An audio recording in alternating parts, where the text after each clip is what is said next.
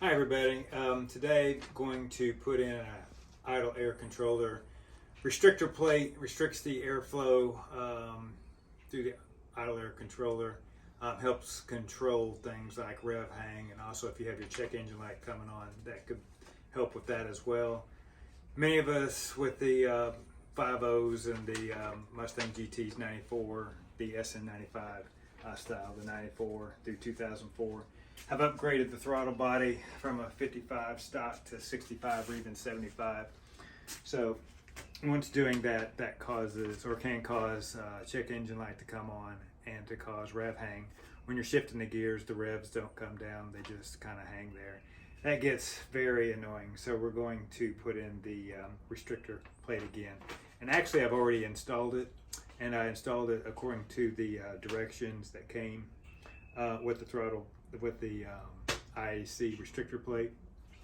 It seems these instructions are kind of generic for all models, and going on YouTube I did find that some folks have installed the plate opposite the direction that are described in the directions. So I put it on the way the instructions described, and I still have rev hang. We're going to flip it around, and I'm going to take you through that process, and this is we'll see if we can eliminate the rev hang. So of course the first thing you need to do is locate the IAC, idle air control. And what we're going to do, you'll see that to get to the IAC and to take it off for the 1994-95 models, the 5.0s, you have some things in the way. You have two fuel lines in the way, really not in the way of this upper bolt for the IAC control valve, but to get to the bottom one, these two are in the way. I've taken this strut tower brace. This is an option. I've taken this off in the past. I'm going to see if I can get to that bottom bolt with this still on here today. Yeah, like I've said, to get to the bottom bolt, you need to displace these two fuel lines, and to do that, to take them off, these are pressurized right now, so if I take them off, fuel is going to go everywhere. So first thing I'm going to do is relieve pressure to the fuel lines. To do that, I'm going to unplug the inertia switch that's located in the trunk of the vehicle.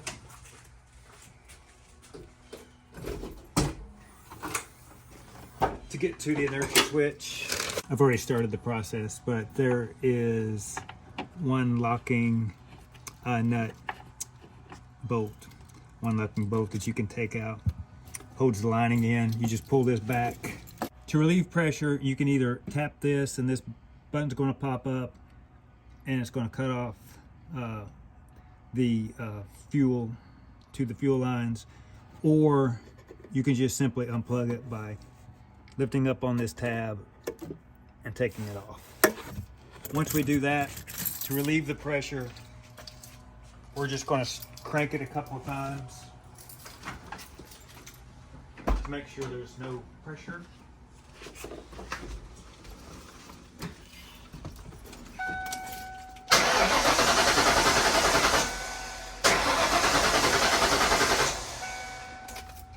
Okay, that's good enough. That's going to relieve the pressure, the fuel pressure. Now we can go ahead and get started.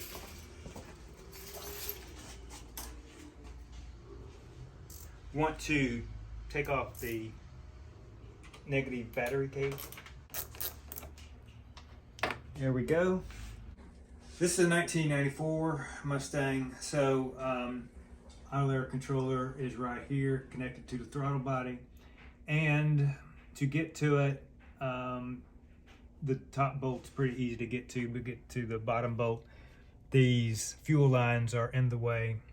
You can also, I have a strut tower brace. I'm gonna leave it on for this video, but I've taken it off in the past. But I'm gonna take off these two fuel lines so I can get access my ratchet down there to take off that lower bolt. First thing you need to do is I'm gonna take off the lock for the fuel line. I've got a 5/8 fuel line quick disconnect tool here by Lissle, L-I-S-L-E. You can get the kit for around 15 bucks. We're going to use 5/8 today and 1/2 inch. So we'll start off with 5/8.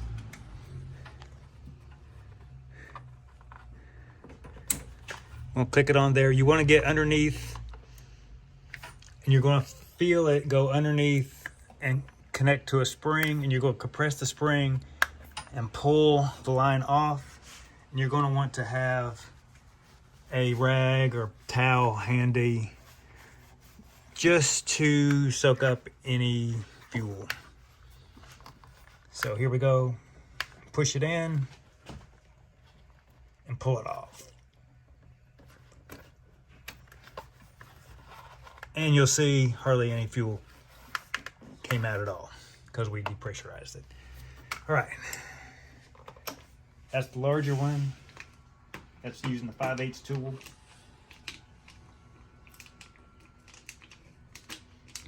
I'm going to use the 1/2 inch tool to get to the smaller one. Again, yours probably has a clip.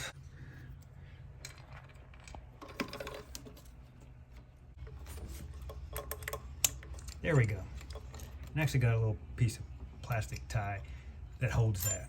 All right, again, we're going to take our tool. This one's the 1/2 inch. Get it up under. Get a towel under there to catch any fuel that comes out. Push in. Pull out. And there's just 2 drops of fuel that came out because we relieved the pressure. All right. So we're taking off the quick disconnect tool. That's again 1/2 inch.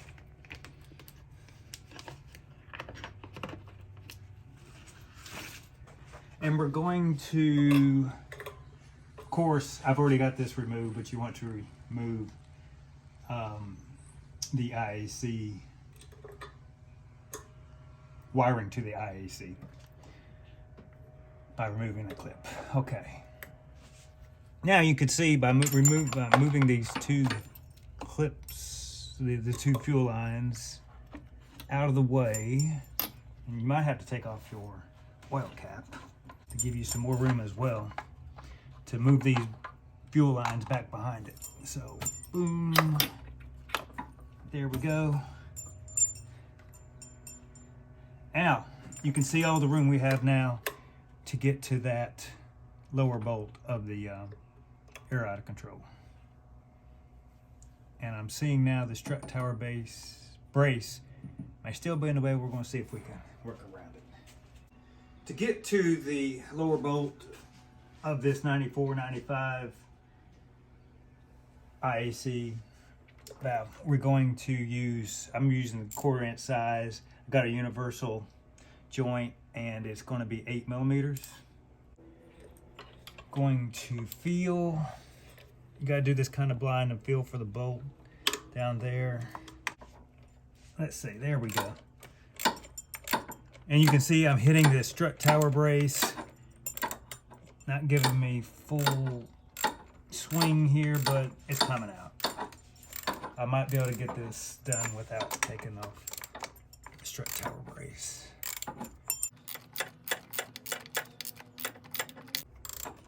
You want to pay attention.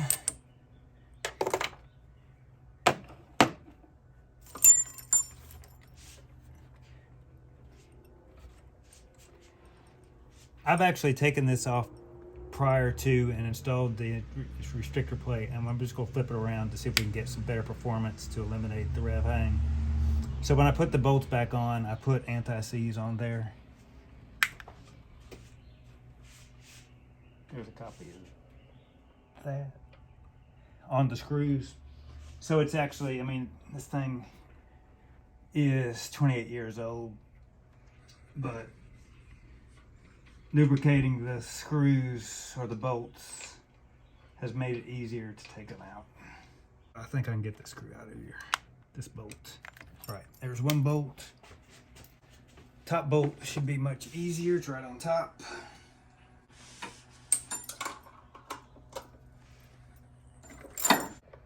and show y'all how to install it to eliminate the rev hang.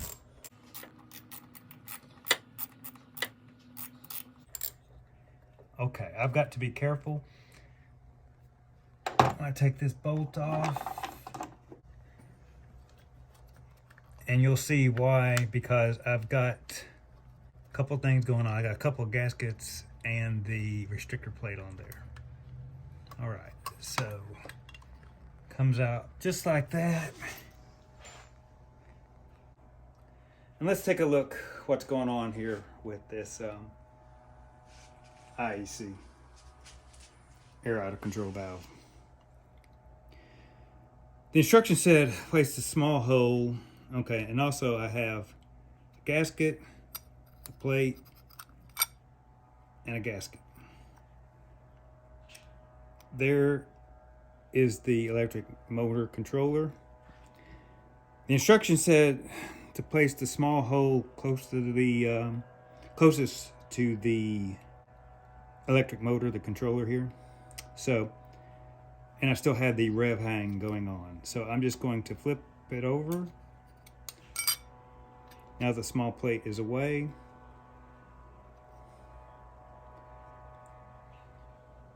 These are two brand new gaskets. I have a gasket, the plate, and a gasket.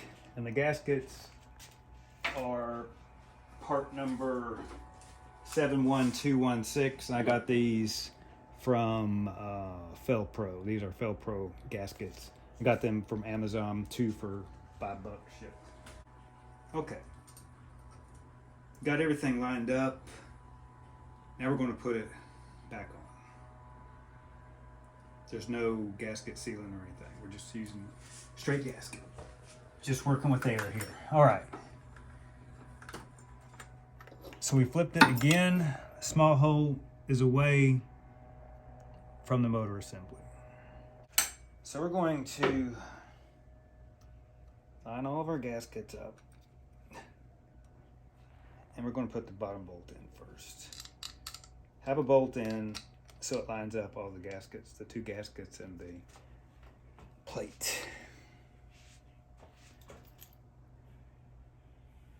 You want to be also prepared to go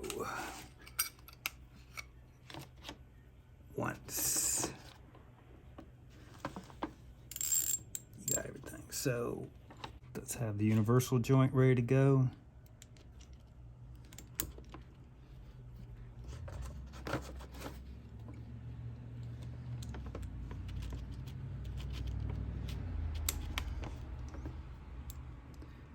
Here we go.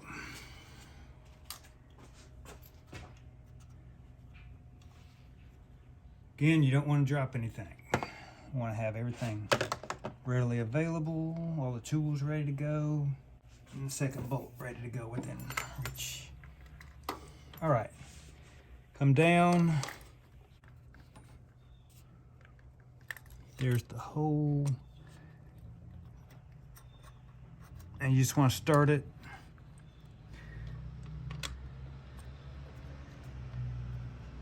With your fingers, and you probably want to put some anti-seize on there.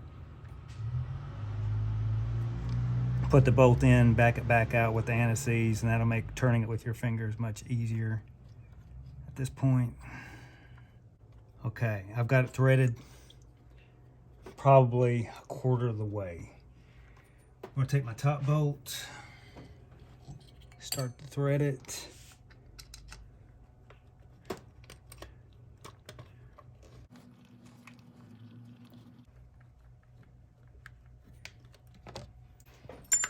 Go ahead and get this top bolt snug. Make the warning now. We're bolting onto the throttle body, which is made out of aluminum, so you don't want to go crazy with over tightening this thing. Make sure it's very snug, but do not over tighten or you're going to strip the threads. All right, now it's starting to get snug, so I'm going to get back to the universal. Feel for the bolt. That strap tower brace is getting in the way, but just not going to take the time to take it off. Just be sure not to over tighten. Strip those threads. That should be good. Go to the top bolt. Finish tightening it.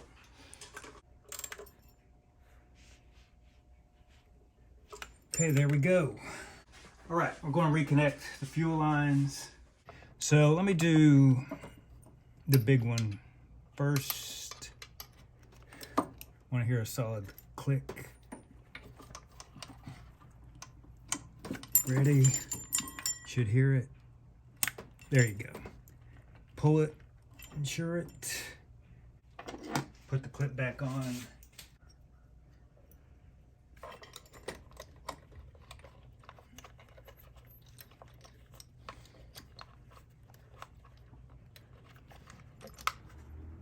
There we go. Second line. Again, we want to hear a solid click.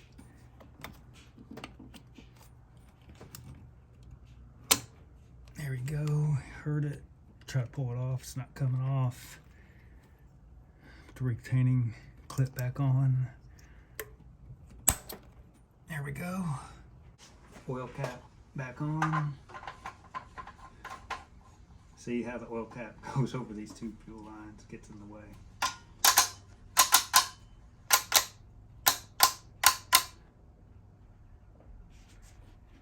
Okay, we are going to plug the terminal back in, electrical connection for the idle air controller. There. We're going to plug back in the inertia switch so we can get flow back to the fuel lines. Let's go back here.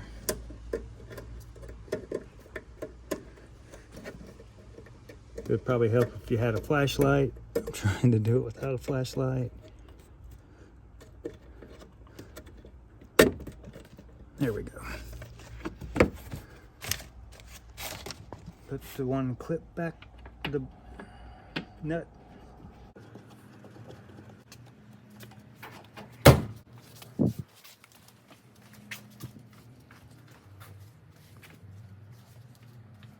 Okay, at this point, many owners will do a base idle reset where the memory has been erased from the computer. If the power has been disconnected over 30 minutes. So the computer basically relearns the idle. We're not going to do a base idle reset today. We're just going to plug in, connect the power back. We're going to start it up, and we're going to turn on all of our accessories so the computer can set the idle at load. We're going to put on the air conditioning and the lights. After that, we're going to take it for a test drive, and we'll see if the rev hang has been eliminated. And again, you want to make sure that you have no fuel line leak, so we're going to take a look at that as well after starting up the car. All right, here we go. I'm going to start it up.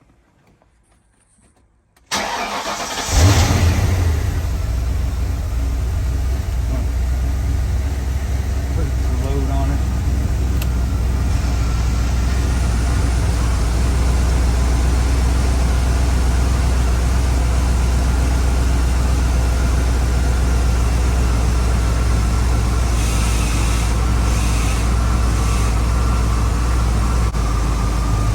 Give a quick test of see if it's going to rev hang here at the very beginning. Idle is now around 850, 900.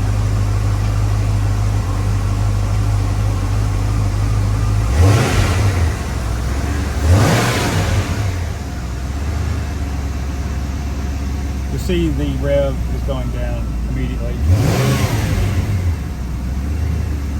We're just going to let it idle here for 2 minutes.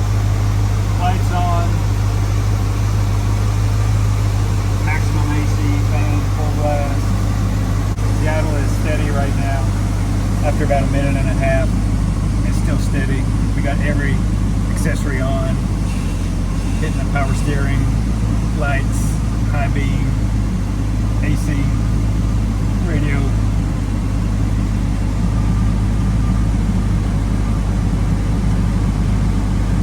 And it's idling very nicely right now.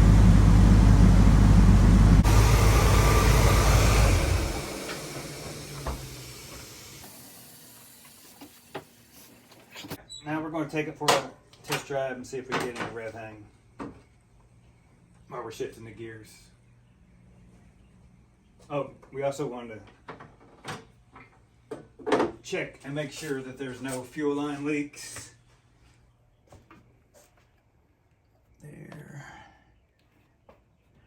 There it is. No leaks. Ready for a test drive.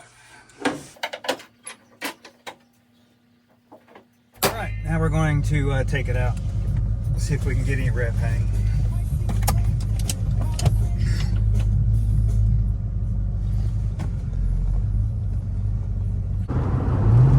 Alright, we're going to do a demonstration to see if this thing is coming down more quickly from like 3 to 2. So, go to 3. You see it drops down immediately. So, still a little bit of rev hang, especially at lower speeds, but that's okay because it makes it more drivable, in my opinion. Not as much bucking going on when you're shifting gears. Don't have to ride the clutch as much. Here's the revs. See it come back down immediately.